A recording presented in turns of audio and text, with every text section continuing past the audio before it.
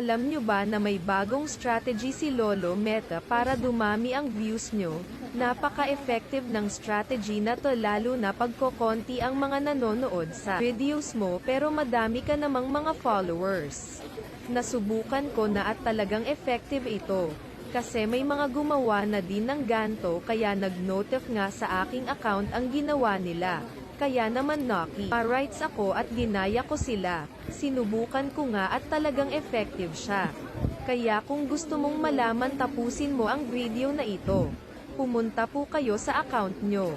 At hanapin nyo po yung reels nyo na mababa ang views. Pumunta ka na ngayon sa comment section. Pagkatapos nyan ay i-type mo ang @followers. Pindutin mo yung una, yung may nakalagay na @followers. Can mention followers once a day, tapos ay send muna. Pag nag-comment ka ng @followers, magno-notif yan sa lahat ng followers mo at pipindutin nila yan, then ma-view na nila yung video mo matik. Madadagdagan at tataas ang views niyan. Ganun lang kasimple guys. Follow for more videos and tutorials. Thank you.